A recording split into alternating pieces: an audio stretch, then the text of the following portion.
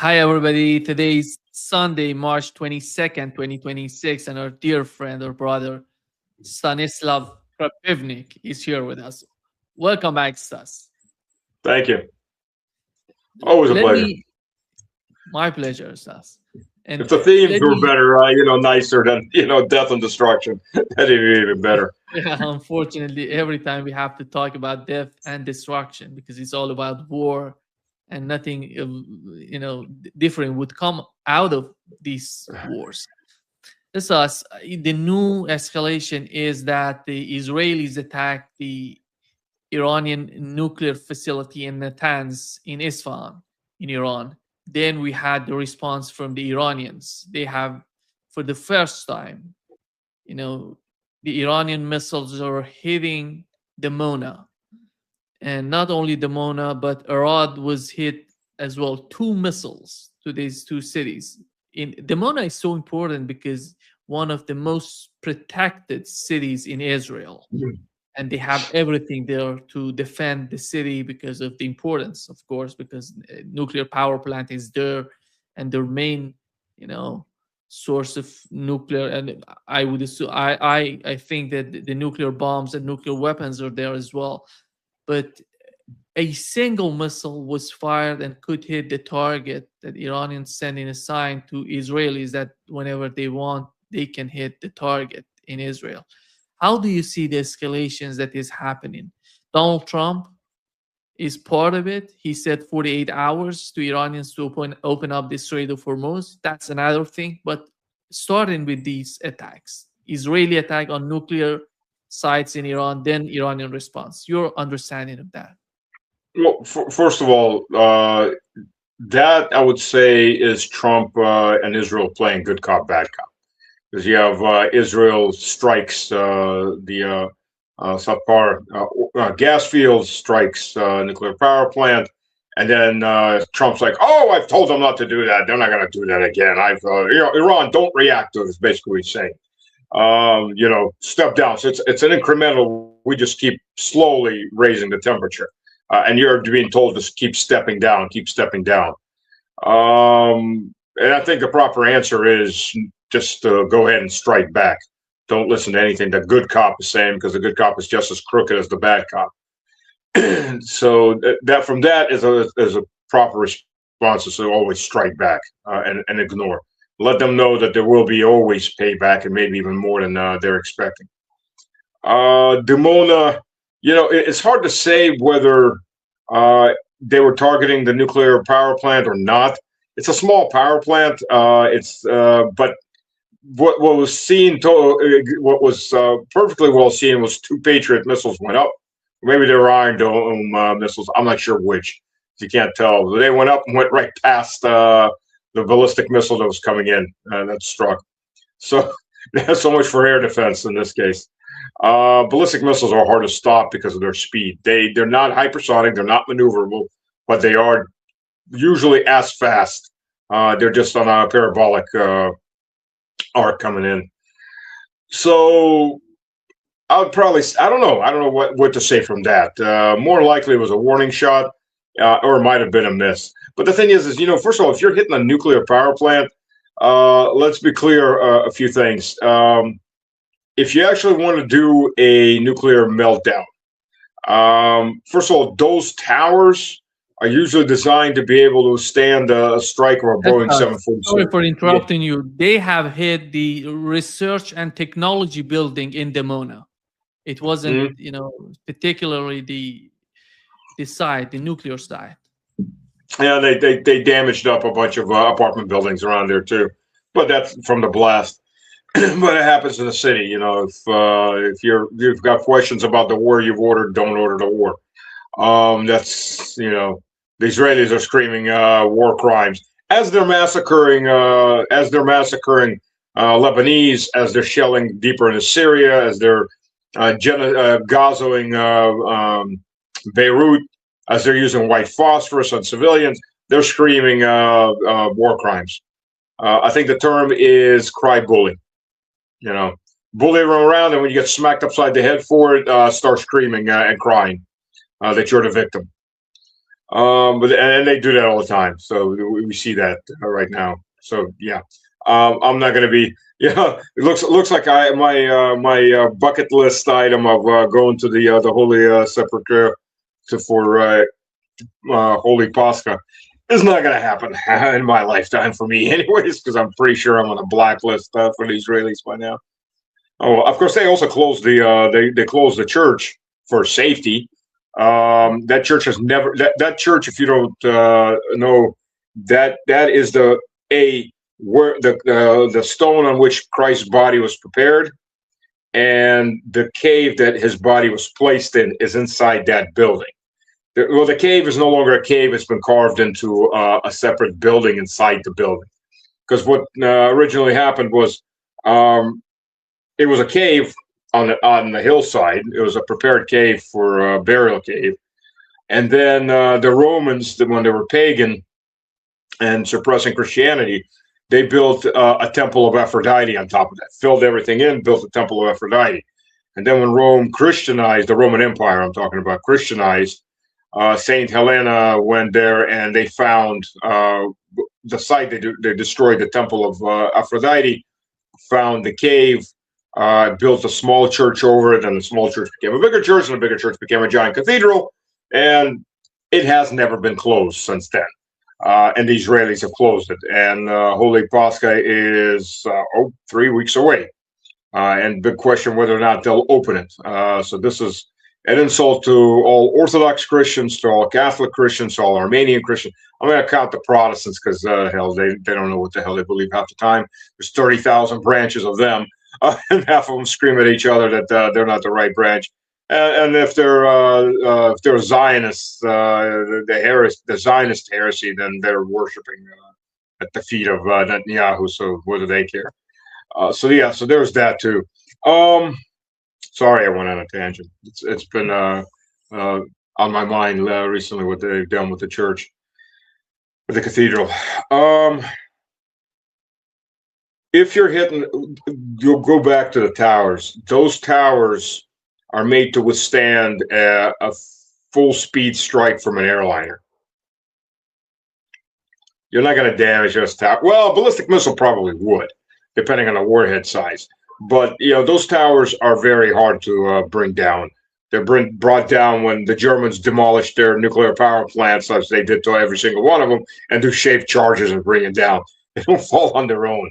Now, having said that, if you want a nuclear meltdown, you don't aim for the towers. You aim for the pumps for the coolant section, because those pumps and the backup generators, so you can switch off electricity. The power station still has to have a certain amount of electricity to pump water into the cooling towers, the cool tower into the reaction chamber. To cool the rods. Otherwise, the rods will continue to generate heat. They'll overheat. I mean, you're not going to have a chain reaction if you don't have enough uranium at a high enough level to have a chain reaction, a nuclear explosion. But what you will have is the rods will keep increasing in heat. They will start to melt. The water that's in there already will explode into a preliminary steam explosion. And usually the way these things are built, there's a big reservoir of water underneath it. And this water is radioactive water to begin with. So steam goes up as radioactive steam. There's big reservoirs of water underneath it. That's part of this whole system that's also radioactive. And if the core melts down through the base and hits that water, it will instantly create a gigantic steam explosion. And then radioactive steam goes up into the atmosphere. And well, Chernobyl didn't actually have the big explosion. It only had the preliminary steam explosion for the water that was in there, because 3 guys went underneath the Chernobyl power. There's actually 3 power plants in Chernobyl, 3 blocks. 2 of them are still working. 2 of those blocks have been working to this day. One of them blew up. One of them melted down. So, and that was Fukushima had, I think, 3 blocks go off. Much worse. And these guys, they went underneath and they drained the water out. They drained the radioactive water out. I don't know where they drained it. So when it actually melted through, it came into that lower chambers, and there was nothing there. So it didn't have a steam explosion.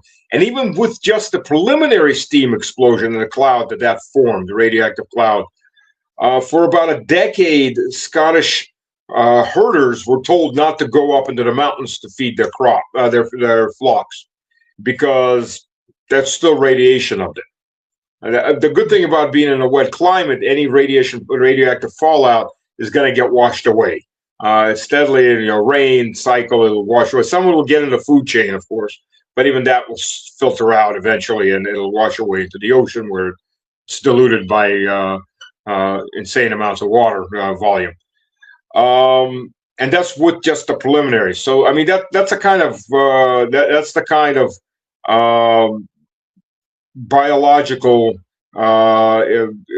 disaster you can create. I mean, Israel's already created one biological disaster, that by blowing up the oil reserves north of Tehran. That cloud, I mean, it didn't just hit Tehran and didn't just affect 9 million people there, plus the people in northeastern Iran. That cloud went up into Central Asia. That I don't think it reached Russia, but it got into Kazakhstan, southern portion of Kazakhstan. So it hit Uzbekistan, Turkmenistan, Tajikistan, went into Kyrgyzstan, went into Pakistan, Afghanistan, and into India, and possibly even hit the edge of China.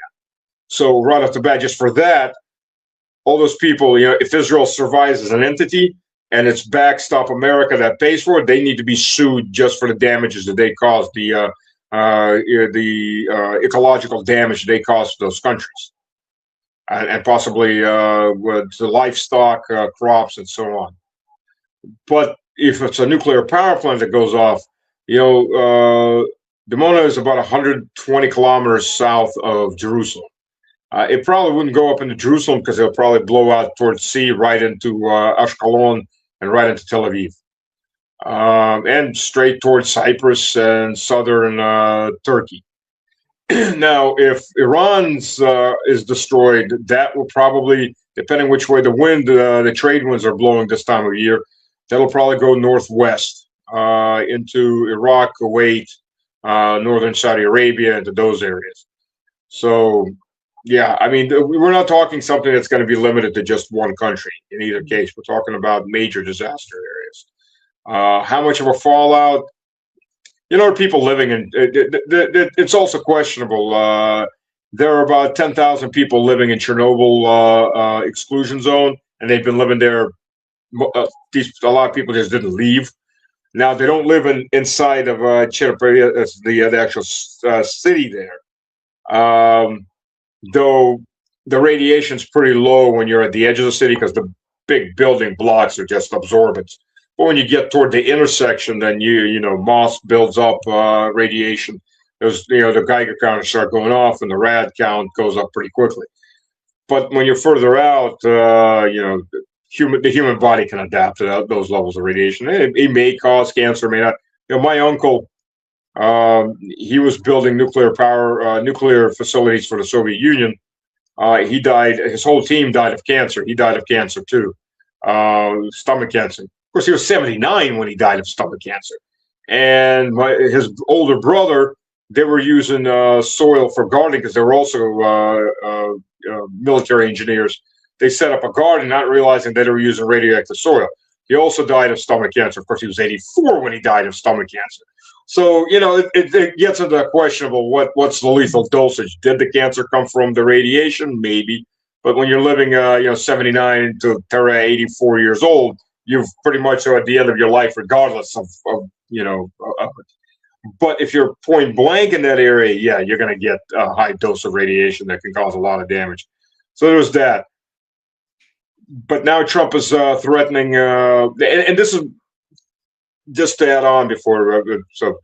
That was Trump with Israel playing good cop, bad cop. Then Trump comes out and says, "Hey, Europe, come over here. We don't need the Straits of Hormuz. You need the Straits of Hormuz. There's no problem. They're all defeated. You can just come through. It's not much of a job." Well, then why doesn't the U.S. Navy do it? And then within like 2 hours, he's screaming, you got 48 hours to surrender, basically, open the Straits of Hormuz, or I'm going to destroy everything in your country. To which Iran said, oh, fine, we'll do the same thing to Israel and to Jordan and to all of your allies until there's nothing left. Whether Trump carries that out or not, the impression he's leaving, anyway, for anybody who's not just a diehard fanatic of Trump, is this is not a man that is rational, that is a guy that is emotionally disturbed. He is all over the place, and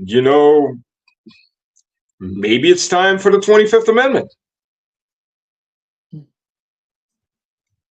Yeah. In case anybody doesn't know that, that's the amendment that allows you to remove a sitting president for physical or mental deficiencies. Yeah. I think they don't understand that the Iranian power plants, or let's say power grid, is not something that you can hit one of the most important one that the whole country would go black, and that's not going to happen, because it's somehow they're designed to recover each other. If some part of the other part would take they go then provide the zone that was hit is going to, because it's the north, the south, the east and the west and the center, they are all connected. If one goes out and the other, from the south, from the east, from the west, they are all connected, they're going to come to the system and they're going to reproduce it, and it's not going to be so easy to do that. Nima, that's actually bad. That's not actually good. And I'll tell you why. Because you'll have a cascading effect. This is what happened in the U.S. when the entire northeast of the U.S. went out, because one Canadian, which is also part of the grid, generator blew. And that put the load onto the next generators or electric stations. And when one more blew, and it just becomes a cascading effect, one after the other. You have to in time cut off portions of that grid, or it's going to cascade down and hit all the others. The best thing is actually if each one of those zones was separate from each other. That's the most safest. Where if you took out the center, it didn't affect anybody else. It just affected that one. Redundancies in power generation is good if you. But even then, I mean, like I said, one Canadian power station went out. Spain had the same thing just recently. Spain and Portugal. Basically started with one or two power stations going out, and it took out the entire eastern portion of the the western portion of the Iberian Peninsula. So that's actually, I've been talking to people about it. That the theory now is it's better to disconnect them, just have localized grids. That gives you better. That gives you more protection. But the Americans are going to just hit one. They're going to go after everything. Of course, they're going to get. Iran's going to hit everything back, and as we see with Ukraine, of course, Ukraine is getting a lot of transformers brought in from Europe to the point where they're running out. First, it depends what you hit. Second, it depends how you hit it, and yes, that can be brought back on. Obviously, when you're hitting transformer networks, there's the regular blocks that they're actually glass. The transformers are glass and steel, plus the metallic ends and ceramic portions that stand in rows. Those get mass produced. The first big block of transformer, these things for big power station, they can be 3 stories high. They're handmade, basically. The whole world produces maybe like 1,200 of them worldwide. The U.S. produces about 400 or 500, and they're usually produced per project. So they're either to replace existing ones or for a new electric station.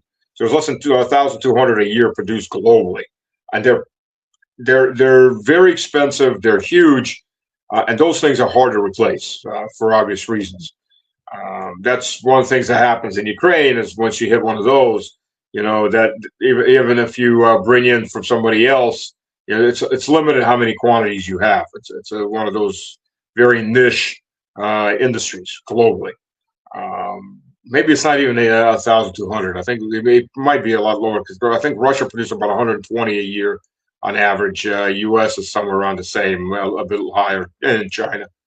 But if you hit that in likewise, if you hit it for Saudi Arabia, if you hit it for Qatar, any of these others, they're going to have the same problems, and maybe more so, getting equipment to them. China, Iran has a deep rear. It's called Russian China. Those Saudi countries don't have a deep rear.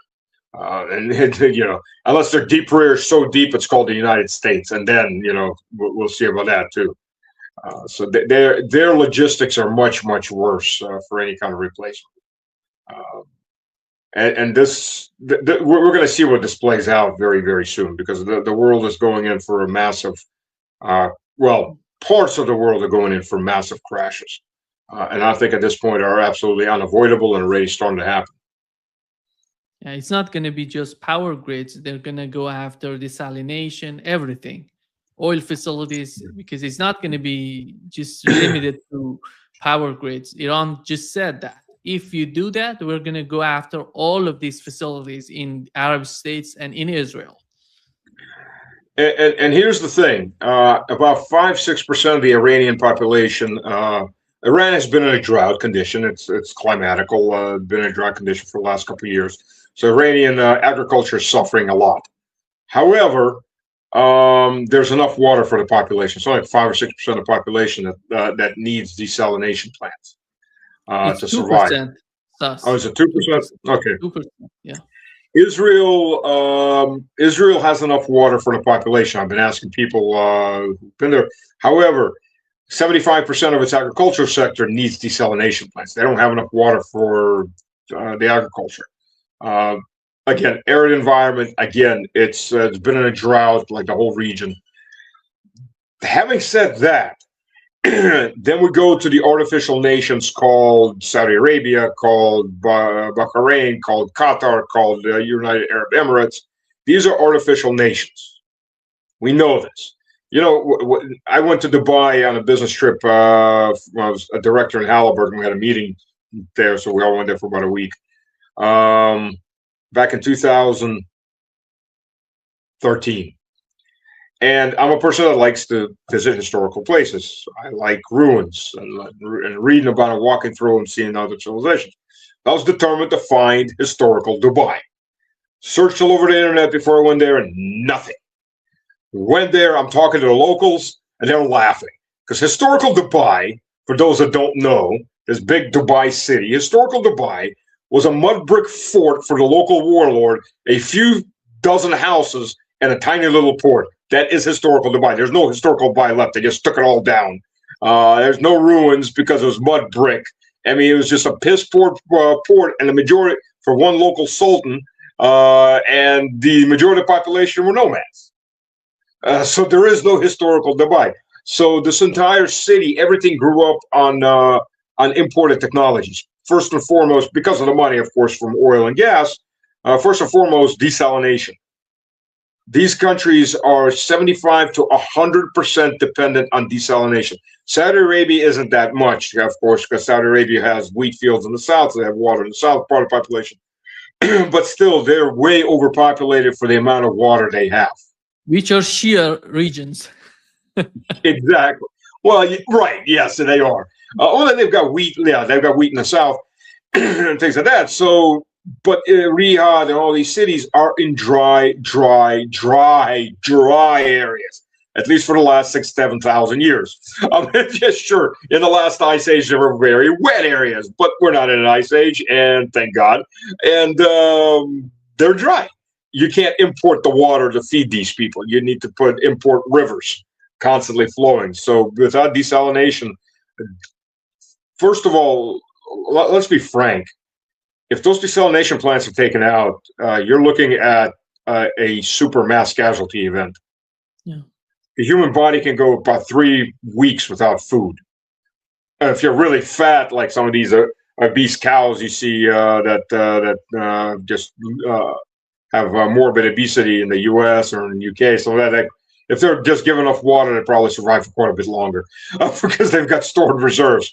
The average human being, maybe 3 weeks before he's dead from starvation, maybe less. 3 days without water. In the desert, you wouldn't last one day. And let's be realistic. When the heat's hitting 45, 50 degrees, it's just sucking the vapor right out of your body. Every time you breathe, you sweat, everything is sucking out. You won't survive a day without water. And the reality of it. Now, there's what, 100 million people in that area? Let's even say 60 million people would be affected. How many people are going to die off within the first days? You cannot evacuate that many people physically. You cannot move that many people. You cannot feed that many people in an emergency. You cannot bring drinking water. You got to figure the average human body, especially on the move, trying to survive, get out in that kind of heat. Even if you're only moving in the night, you're going to need at least 3 liters of water per person, per adult person. Children will have less, of course. You can't bring that much. It's physically impossible to bring that much water. I mean, you would have a mass casualty event within days, within 1, 2, 3, 4 days. I mean, this is a massive die-off of humanity in that area. Yeah. The other dimension is what is going on with the NATO troops in Iraq. You know, some of the countries, they have withdrawn their troops from Iraq. We have Poland, Spain, and Germany was talking about it, and the other countries somehow trying to negotiate with resistance in Iraq in order to stay there. It seems that the resistance told them that you have to leave. You don't have to stay here, and you're going to get hit by missiles and by drones. That's why they're getting out. On the other hand, you see Donald Trump is sending Marines to the region. And basically, they're talking about Hark Island. The Hark Island, if they want to go there, they have to go through the Strait of Hormuz. If not, they have to come from Kuwait to the. It's amazing to me what is happening in the mind of Donald Trump, because I really don't.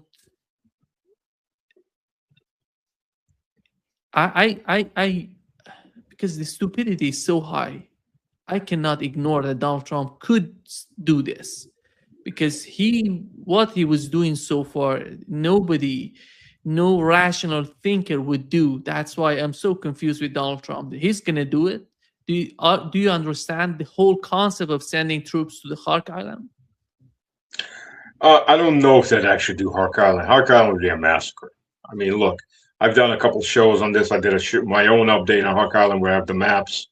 For anybody that wants to see the maps, you check out my show. I've done a section just on maps going over that. And the point of those maps, and just look them up on Google Earth. Hark Island is relatively flat. The southern portion is dominated by oil infrastructure. In this case, it's more likely storage facilities and maybe oil cleaning facilities, because you have to clean the oil before you pump it. Oil comes out of the ground with sand, with water, with everything else that's underground. Various other chemicals that, including acids and things like that are deep underground, that occur naturally. So all of that has to be cleaned out, obviously. So you have facilities that clean the oil and then they pump it. I worked on these types of facilities as a consultant up in northern Sakhalin. So that's one. Northeastern portion, and there's an Nestorian church. Granted, Nestorians for us Orthodox are heretics, but there's a historical Nestorian church there. There's some mosques there, but the church wasn't closed down. Amazingly, okay. My God, Iran has Christians. There's a bunch of these videos by these Zionists that were secretly brought Bibles into Iran. And they've seen a Bible. Yeah, there's 600 plus churches working in Iran. They aren't closed down. Christians are in the parliament, guaranteed by the Constitution. Yeah, you're a little late. But they make it sound like, and all the women are covered from head to toe, unless you watch the videos of, walking through the marketplace in Tehran or walking through. I mean, there are religious neighborhoods, obviously, but it's you get the stereotypes, and then you get the reality. And there's so many videos. You don't have to go far to see all this. Blumenthal was Matt Blumenthal. I was told he was there making a documentary about synagogues because he's Jewish. Synagogues in Iran. Oh, yes, they're Jews in Iran, and they serve in the military too, just like the Christians. Amazing, I know, and they're officers too. There, amazing, I know. The certain amount of the certain parts of the audience, well, not your audience, but some other people, their heads will be exploding. I've explained this to Christian Zionists, and just that I knew, and they go, "Whoa, I didn't know that." But they're suppressing them. Yeah, that's why they're in parliament. Okay, never mind. You don't want to hear it anyways. But yeah, so then there's in the northeastern portion of Karg Island is a town. It's a large town. There's an airstrip. There's even a water park there if you look on the map. There's a airstrip there, which, by the way, the Americans bombed. And by bombing that airstrip, you can no longer land C-130s on it. Yeah, that's what happens when you bomb it. So you've limited your own logistics route. Of course, it's even closer to the mainland than central Karg Island. And why am I saying this? It's about 200 something kilometers, 300 kilometers from Kuwait to Karg Island. You can go by ship, you can go by helicopter, you can drop them airborne out of C-130s, flying big, low, and slow. Just a great target for an Igla shoulder-fired manpad. Or you could bring them by Ospreys. Now, having said that, and an Osprey, I think, carries like 22 Marines. So you imagine how many Ospreys, well, how many times you'd have to run them to get, say, 2,000 guys on the ground. Now, having said that, one, there are Iranians on the ground, so you'd have to clear them out. You'd have to clear those buildings out while under fire. You know, you're coming in hot. You're probably going to be taking fire coming in. There's going to be Shahed drones flying overhead, missiles flying from the mainland. And then you have to clear the urban environment house by house. How do you get more supplies in? That's going to be a difficult issue. So as not to get hit by, say, underwater or on surface drones or any suicide boats or anything. If you're bringing it by boat, but you're going to bring a lot of supplies in, ammunition, food, etc., you're vulnerable. Your logistics line is not vulnerable. And then how do you get the wounded out? Because you got to get any helicopter coming in to get the wounded out is going to be under fire. So you got to have wounded. You're going to have a lot of wounded. You got to get them out. And again, in a desert environment, because Karg Island is dry, it's under the sun, so you've got to bring in a lot of water. Oh, by the way, the desalination plant was destroyed by the Israelis or the Americans. They'll try to figure out who blew that one up. And then, as I was talking with Mario on his program, and I kept beating him in the head. He's like, "Oh, those are big drones." No. Then there's the FPV drones. So the reason they're having problems grabbing this concept. The line of contact, the zone of contact with FPV drones in our conflict with NATO in Ukraine is between 35 to 50 kilometers. You know, look, last time I was in Avdiivka, we had drones flying overhead, getting shot down in an air battle over my head. And Avdiivka is it's not even the near rear, it's the mid rear. So it's 30 kilometers or so away from the front. Less than that, about 25. You have drones flying over. From the edge of the shoreline to the center of Karg Island is 36 kilometers. You can take an FPV drone, the big ones, with a big power pack, and put a smaller RPG round under it, and go have fun, if you want to look at it that way. And you take a bunch of teenagers who've lost their parents or whomever, and you sit them out underneath palm trees or in the bushes with VR, or in some house or on some roof, spread them out. It's a big area. You can't blow it all up easily. Give each one a dozen drones with RPG rounds and one assistant and VR goggles. Have fun, basically. And you watch 100 drones at a wave coming in. and watch the casualties mount day in and day out. These guys are not going to have many places to hide. I mean, welcome to you. Welcome to the war in Ukraine. Now you're on the receiving end of the exact same thing. Americans are going to have a crash course in drone warfare, FPV drone warfare, real quick. If they go for if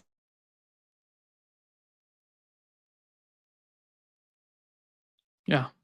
Stas, can you hear me? the same thing coming off the mountains, or coming deeper in, they're going to be dealing with the same drones.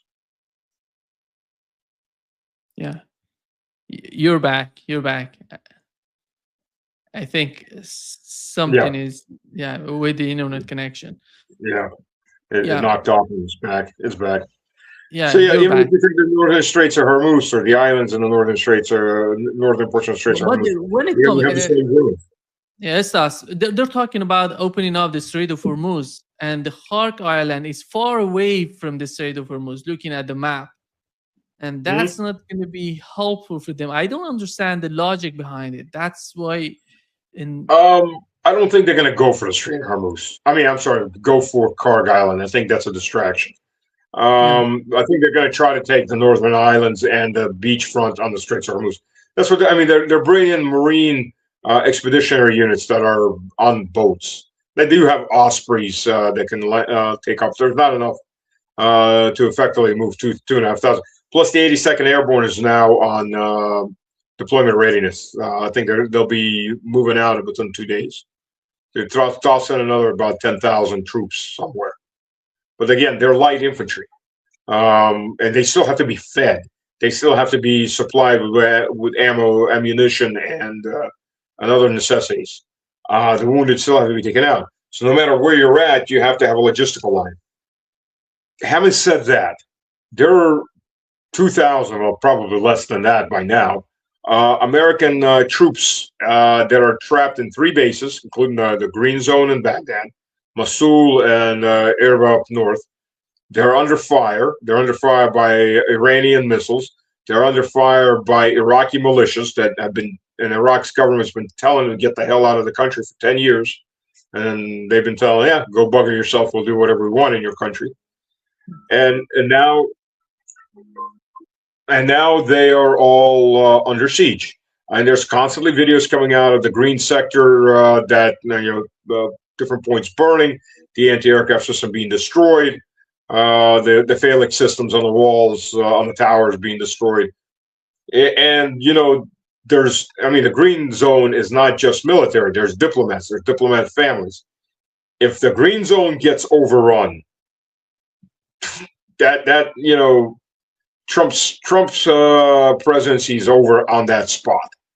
They're not talking about, I talked to Ritter on day 4 of all of this, and I brought up this topic, and Ritter, Scott was under the impression they'll do an armored convoy to get these people out. We're on what day now? It's what, today is the 22nd? So 23 days in. How much food have they got left? How much water have they got? How much ammunition have they got? How many wounded did they have? There's no word on all of these. And even the ones up north around in Kurdistan, after Trump betrayed the Kurds to be massacred by El Jalani 3 months ago, they're probably not in the best of mood to let the Americans off easy. So, what are they going to do with these guys? Maybe they're getting the Marines together to try to do a rush in to pull these people out. Or try to reinforce them, throw more people into that pit. I don't know, but I can't believe they're actually going to go Karg Island. That is suicidally insane. There's nothing but dead American bodies going to be coming off that little adventure.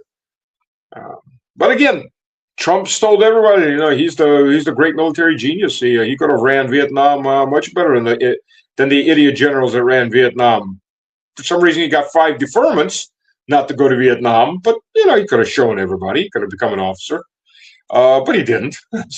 But he now considers himself to be the great military genius. So who the hell knows? Yeah, but Donald Trump is trying to put a lot of pressure on Europeans, and he even said, "If you don't help us, I'm gonna get Greenland." That's why Yeah, I love it's unbelievable the way that is. that. Yeah, you're gonna love that. What, Oh, what it's is, because many of us, many people don't understand what Donald Trump is asking for. Is he asking for a political move to help him? Is he asking for a military move to help his operation in the Strait of Hormuz? Just before coming to this live hours ago, we've learned that the British submarine, nuclear submarine, is in the Arabian Sea.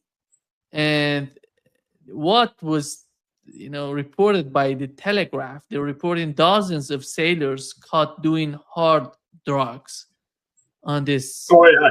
This is I just, saw that article.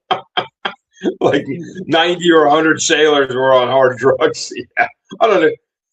Well, first of all, let's be a little more accurate on this. It's not a British submarine. It is an American Typhoon class submarine that is on loan to the British. There's 4 of them. 3 of them are in repairs. 1 of them that's functional.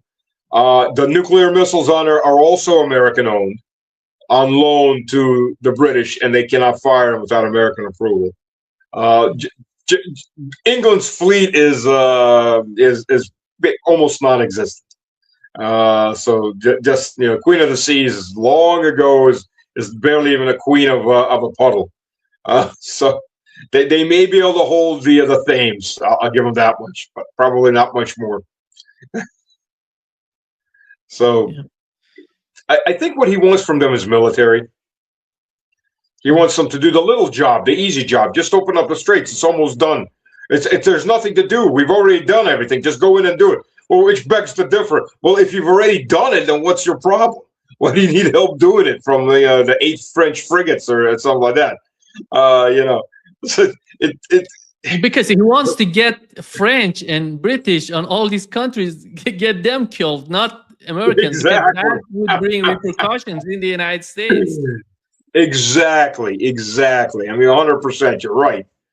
But it's just hilarious in its own sad way to watch this attempts at child psychiatry, psychology. It's nothing there. We're too busy to do it. But boy, you need the golf. We don't need the golf.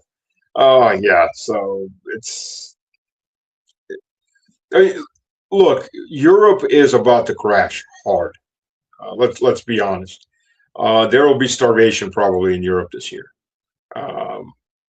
Europe, I mean, first of all, the European Union is run by ideologues, very, very rich ideologues that never suffer themselves, and their children never die in wars, and they have armed bodyguards, and they eat steak when they tell you to go eat bugs, and so on and so on. That's the hypocrisy of Europe. Non-Russian Europe. We own 1/3 of Europe. Or 1/4 of Europe, somewhere around there. But the non-Russian, Belarusian part of Europe, that's the reality of it. The Austro-Hungarian, the former Austro-Hungarian Empire, and particularly Czech, Slovakia, and Hungary, are bucking the system. And so are actually the Poles quite a bit. But if you look at what's happening, Mercurius was saying about 50% increase in fuel costs.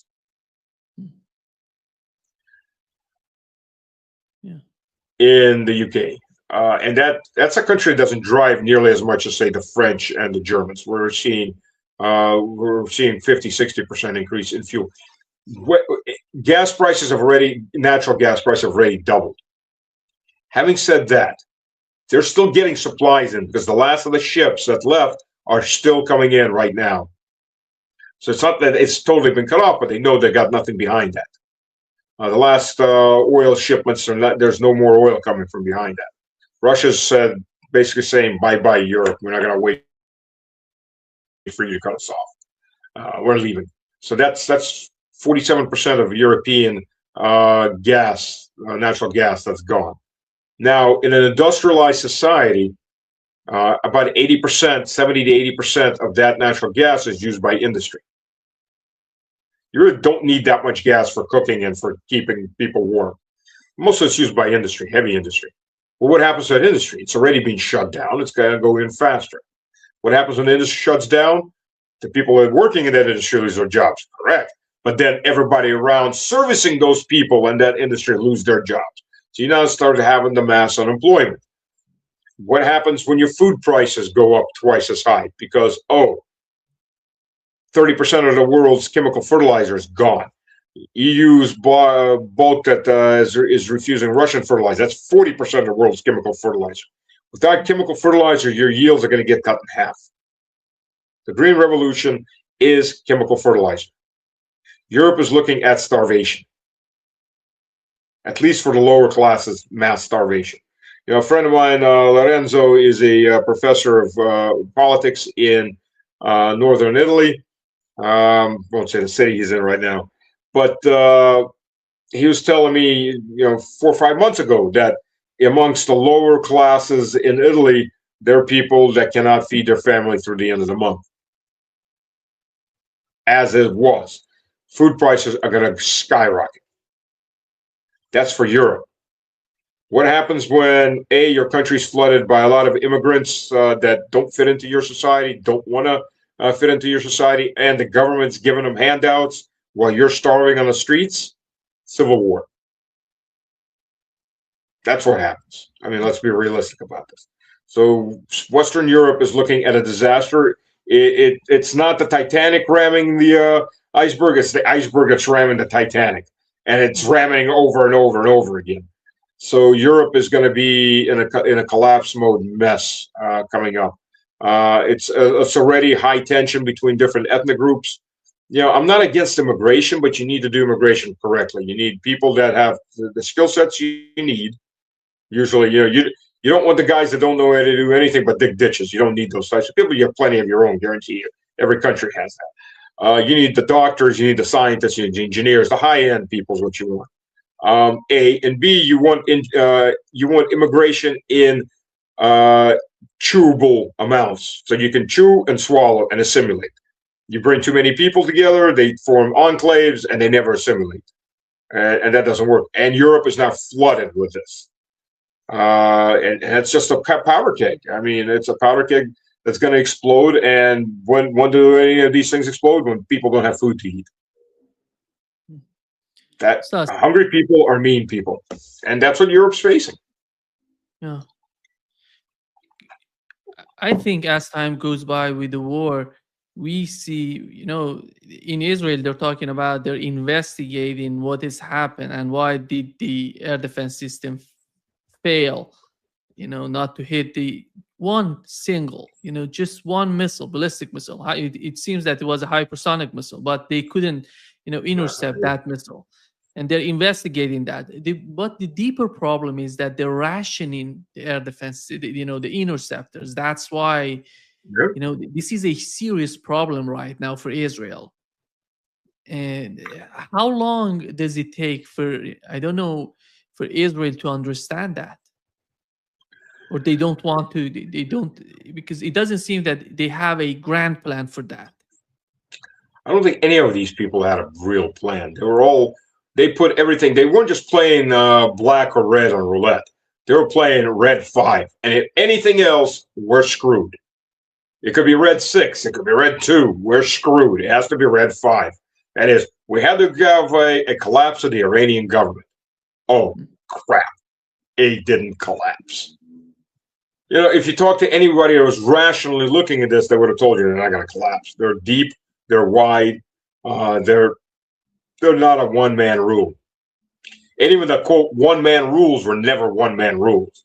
I mean, Saddam Hussein was a dictator, but he had lots of generals and party officials that could have taken his place if he had been killed, and the country would have kept rolling. I mean, that's what modern societies are like. You have to rip them up from inside. They were counting on that. Additionally, they would have all these revolutions, and civil war breaks out. So they put everything on that, and they didn't win. Now what do you do? The simple fact is, look, we get drones that airplane type drones and missiles that get through. We have an air defense system in Russia. If you put all of NATO's air defense systems together, we've got them 2 or 3 times beat. We still can't stop everything. We stop 95% of it, 97% of it. Something still gets through because you can just overload a system. Having said that, the Americans never had enough interceptors. They never had enough systems. They never had enough launchers. Neither did the Israelis. The Israeli Iron Dome system was not meant for ballistic missiles. It's not. The Arrow system's meant for ballistic missiles. And though that's pretty questionable, the Iron Dome system was made for Palestinians shooting homemade rockets, not missiles, rockets, on a ballistic arc into Israel. One, these aren't very big. Two, one of the key features of the Iron Dome system, which is a smart design, is it looks at the trajectory and it figures out, is this missile going to land in a heavily populated area, an industrial area, key bases?